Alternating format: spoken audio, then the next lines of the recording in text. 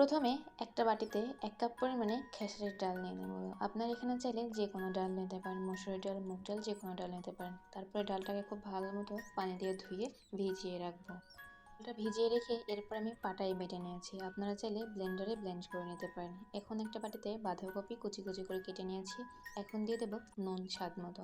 নুন দিয়ে বাঁধাকপিটাকে খুব ভালো মতো চটকে চটকে মেখে নেব, যাতে করে এর মধ্যে পানিটা ঝরে যায়।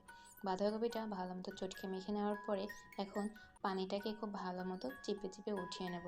আপনারা চাইলে ছাঁকনিতে কিছুক্ষণের জন্য পানি ঝরতে রেখে দিতে পারেন। আসসালামু আলাইকুম, আপনারা সবাই কেমন আছেন? আজকে আমি আপনাদের সাথে শেয়ার করব বাঁধাকপির পাকোড়া।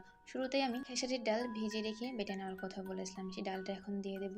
এরপর একে একে দিয়ে দেব পেঁয়াজ কুচি, ধনিয়া পাতা কুচি, এরপরে দিয়েছি আমি কাঁচামরিচ কুচি। ঝালটা আপনারা যে যেমন খেতে পছন্দ করেন সেমনভাবে দিয়ে নেবেন।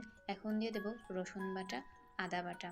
যে কোনো ভাজা পোড়া বড়া বা পাকোড়ার ক্ষেত্রে রসুন বাটাটা দিলে এটা কিন্তু স্বাদ বেড়ে যায়। এখন দিয়ে দেবো নুন স্বাদ মতো, হলুদের গুঁড়ো, মরিচের গুঁড়ো, গরম মশলার গুঁড়ো, সবগুলো গুঁড়ো উপাদান দিয়ে দেবো। এরপর দিয়ে দেবো সয়া সস। এটা হচ্ছে এই রেসিপির মেন ইনগ্রিডিয়েন্টস। সয়া সসটা নিলে বাঁধাকপি একটা ব্যাড স্মেল আসবে, খেতে মজা হবে না। এখন দিয়ে দেবো বেসন।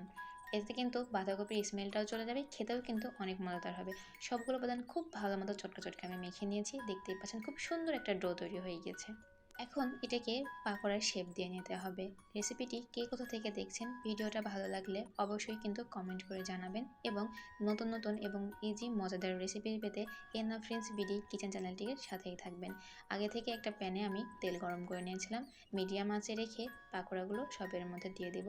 অবশ্যই কিন্তু একদম লো বা মিডিয়াম আঁচেই রান্না করবেন। এতে কী হবে, পাকোড়াগুলো ভেতর থেকে ভালো মতো সিদ্ধ হবে এবং পুড়ে যাবে না।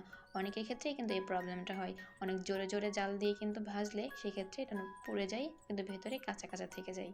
মিডিয়াম হিটে দুইটা সাইড খুব ভালো মতো আমি রান্না করে নেব। দেখতেই পাচ্ছেন খুব সুন্দর মতো কিন্তু ব্রাউন কালার হয়ে যাচ্ছে। বারবার উল্টে পাল্টে আমি রান্না করে নিচ্ছি। এই পাকোড়াটা আপনারা বিকালের নাস্তায়ও খেতে পারেন বা মেহমান আসলেও দিতে পারেন। ভাজা হয়ে গেল, পরিবেশন করলেই কিন্তু রেডি হয়ে যাবে গরম গরম বাঁধাকপির পাকোড়া। দেখা হবে নতুন কোনো ভিডিওতে নতুন কোনো রেসিপি নিয়ে। সে পর্যন্ত সবাই ভালো থাকবেন। আল্লাহ হাফেজ।